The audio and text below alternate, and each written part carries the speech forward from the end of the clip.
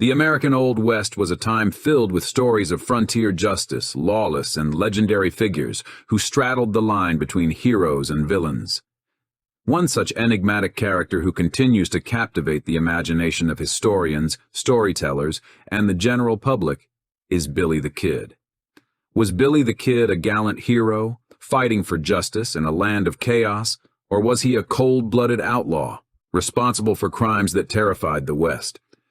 This video delves into the life and legend of Billy the Kid, attempting to unravel the mystery surrounding this iconic figure, and answers the question that has echoed throughout history: hero or outlaw?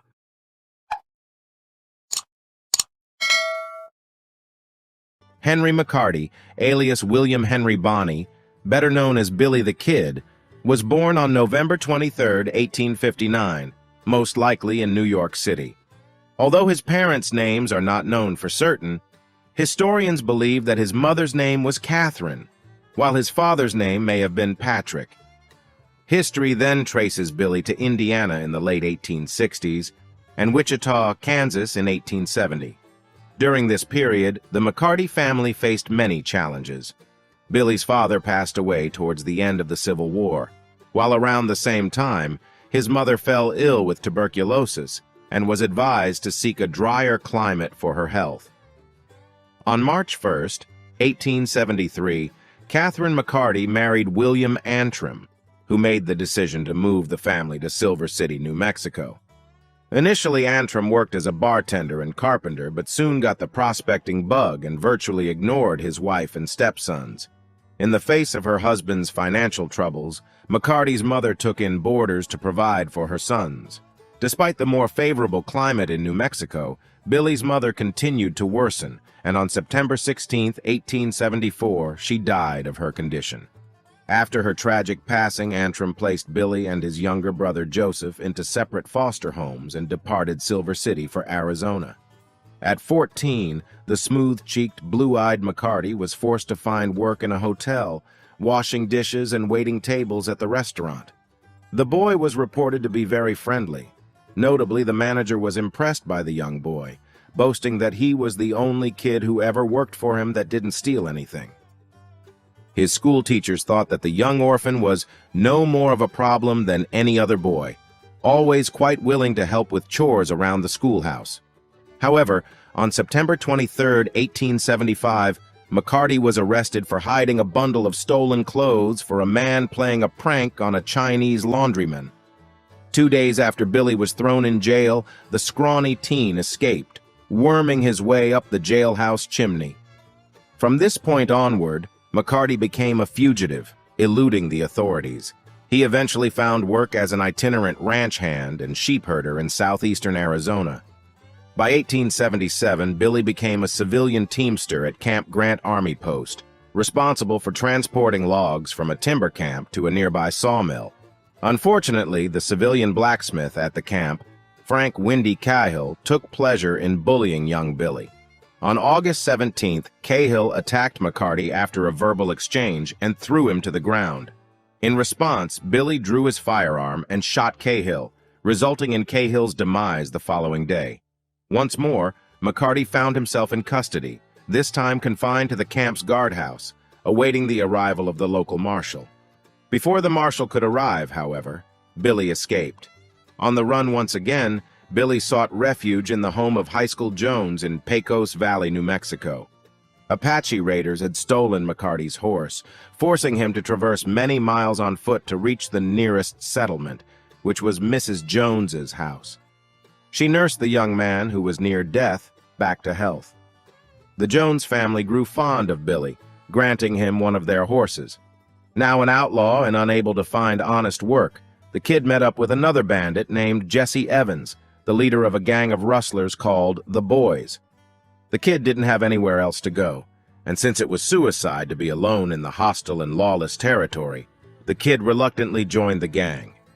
He later became embroiled in the infamous Lincoln County War, a conflict that unfolded after the killing of his newest friend and employer, John Tunstall, on February 18, 1878. Billy the Kid was deeply affected by the murder, claiming that Tunstall was one of the only men who treated him like freeborn and white. At Tunstall's funeral, Billy swore, "I'll get every son of a bitch who helped kill John if it's the last thing I do."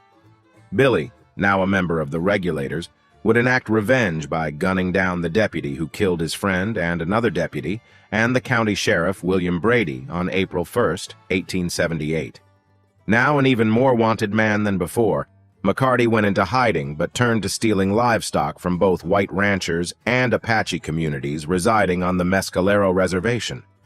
In the fall of 1878, retired Union General Lew Wallace became the new territorial governor of New Mexico.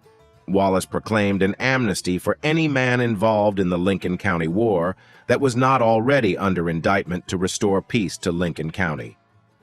Billy was, of course, under several indictments, some of which were unrelated to the Lincoln County War. However, Wallace was intrigued by rumors that McCarty would surrender and testify against other combatants if amnesty could be extended to him. In March of 1879, Wallace and Billy met to discuss the possibility of a deal. True to form, McCarty greeted the governor with a revolver in one hand and a Winchester rifle in the other. After several days of deliberation, Billy agreed to testify in exchange for amnesty, marking a pivotal moment in his tumultuous life. Part of the agreement was for McCarty to submit to a show arrest and a short stay in jail until his courtroom testimony. Even though his testimony helped to indict one of the influential House faction leaders, John Dolan, the district lawman defied Wallace's order to set Billy free after testifying.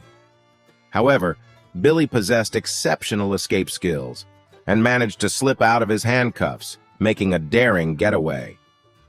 Over the following year, he lingered in the vicinity of Fort Sumner along the Pecos River. During this time, he forged a consequential friendship with a local bartender named Pat Garrett, who would later ascend to the position of sheriff in Lincoln County. As sheriff, Garrett faced the difficult task of arresting his friend Henry McCarty, who by now was almost exclusively known as Billy the Kid. At about the same time, Billy had assembled a gang, known as the Rustlers, or simply Billy the Kid's gang. They continued their criminal activities, primarily focused on theft and cattle rustling. Key members of this gang included Tom O'Folliard, Charlie Baudre, Tom Pickett, Billy the Kid himself, Dirty Dave Rudabaugh, and Billy Wilson. By the fall of 1880, Billy remained intent on convincing the governor to grant him a pardon, although continuing his outlaw activities. During this time, his notoriety with newspapers increased, and they dubbed him Billy the Kid, solidifying his status as the most prominent outlaw in New Mexico. On November 30th, 1880, Billy the Kid's gang, consisting of David Anderson, a.k.a. Billy Wilson, and Dirty Dave Rudabaugh, arrived in White Oaks, New Mexico. There, they encountered Deputy Sheriff James Redman, who took cover behind a saloon and exchanged gunfire with the fugitives. Local citizens joined the fray, chasing the outlaws out of town. Subsequently, on December 15, 1880, Governor Wallace put a $500 reward on Billy's head, and Pat Garrett began a relentless pursuit of the outlaw. Garrett employed various tactics, including traps and ambushes, in his quest to apprehend Billy. However, the Kid seemed to have an animal instinct that warned him of danger, but that was not to last. Trailed by the persistent Garrett, Billy the Kid and his companions, including Billy Wilson, Rudabaugh, Tom O'Folliard, Charlie Baudre, and Tom Pickett, wearily arrived in Fort Sumner, New Mexico on December 19, 1880. They were met head-on by Garrett's posse, which had been hiding in an old post-hospital building. When Garrett ordered the outlaws to stop, Pat Garrett, Lon Chambers, and several other posse members sprang from their hiding spots. However, several posse members didn't wait for the outlaws to respond to Garrett's demand. Instead, who opened fire on Pickett and O'Folliard, who were riding in front. Though Pickett survived to escape, O'Folliard lay lifeless in the dusty street. Rudabaugh's horse was struck by a bullet and collapsed. Rudabaugh made a quick leap onto Wilson's horse, and he and the remaining outlaws fled, finding refuge in an abandoned cabin near Stinking Springs, New Mexico. In a relentless pursuit, Garrett's posse eventually tracked down the outlaws and encircled their hideout. Inside the house were Billy, Charlie Bowder, Dave Rudabaugh, Tom Pickett, and Billy Wilson. Tragedy struck when Bowder passed by an open window and was struck by a bullet in the chest. The siege persisted until the following day when Rudabaugh finally waved a white flag and the bandits surrendered. The bandits, including Billy the Kid and his Rustlers gang, were apprehended on December 23, 1880. Billy was initially confined to a jail in Las Vegas, New Mexico, then transferred to Santa Fe, and ultimately brought to Mesilla. Deliberation in his April trial took precisely 1 day, and Billy was convicted of murdering Sheriff William Brady and sentenced to hang by Judge Warren Bristol. His execution was scheduled for May 13th, and he was sent to Lincoln to await this date. He was under guard by James Bell and Robert Olinger on the top floor of the building formerly known as the House before and during the Lincoln County War. On April 28th, Billy somehow escaped and took out both of his guards while Garrett was out of town. It is not known how Billy could do this, but it is widely believed that a friend or regulator sympathizer left a pistol in the privy that one of the guards escorted Billy to daily. After shooting Deputy Bell with the pistol, Billy stole Ollinger's 10-gauge double-barrel shotgun and waited for Ollinger by the window in the room he was being held in. Ollinger obliged by running immediately from the hotel upon hearing the shots. When he was directly under the courthouse window, he heard his prisoner say, "Hello, Bob." Looking up, Ollinger was met with the sight of Billy the Kid, armed with a shotgun. In a fateful instant, Billy fired, hitting Ollinger and ending his life. This would be, however, Billy's last escape. On July 14, 1881, while Pat Garrett was interrogating Billy's friend, Peter Maxwell, in Maxwell's darkened bedroom in Old Fort Sumner, Billy suddenly entered the room. The kid didn't recognize Garrett in the poor lighting conditions and asked, "Quién es?" Spanish for, "Who is it? Who is it?" To which Garrett responded with 2 shots from his revolver, the first striking Billy's heart. Henry McCarty, the infamous Billy the Kid, was buried in a plot in between his dead friends Tom O'Folliard and Charlie Bowder the next day at Fort Sumner Cemetery. In his short life, Billy the Kid was reputed to have killed 21 men, 1 for each year of his life. Nevertheless, many historians argue that the actual count was closer to 9, with 4 attributed to him acting alone and 5 in collaboration with others. Rumors of survival. Over time, legends grew claiming that Bonnie was not killed, and that Garrett staged the incident and death out of friendship so that Bonnie could evade the law. During the next 50 years, a number of men claimed they were Billy the Kid. Most of these claims were easily disproven, but 2 have remained topics of discussion and debate. In 1948, a Central Texas man, Ollie P. Roberts, also known as Brushy Bill Roberts, began claiming he was Billy the Kid and went before New Mexico Governor Thomas J. Mabry seeking a pardon.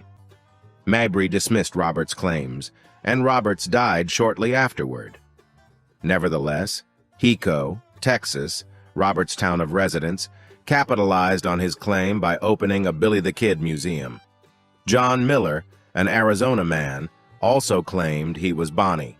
This was unsupported by his family until 1938, sometime after his death. Miller's body was buried in the state-owned Arizona Pioneers Home Cemetery in Prescott, Arizona, in May 2005. Miller's teeth and bones were exhumed and examined without permission from the state. DNA samples from the remains were sent to a laboratory in Dallas and tested to compare Miller's DNA with blood samples obtained from floorboards in the old Lincoln County Courthouse and a bench where Bonnie's body allegedly was placed after he was shot.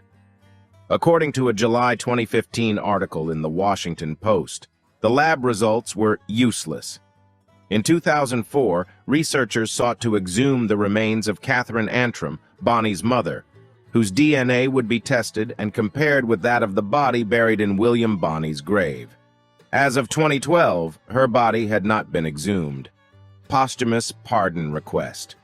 Over 100 years later, in 2010, New Mexico Governor Bill Richardson contemplated honoring a promise made in 1879 by then-Governor Lew Wallace to pardon the kid. However, Richardson ultimately abandoned the idea, citing historical uncertainties surrounding Wallace's pardon offer. Please like and share if you find the video content interesting and useful. Don't forget to subscribe to the channel and comment below so as not to miss the upcoming interesting videos. Thanks for watching.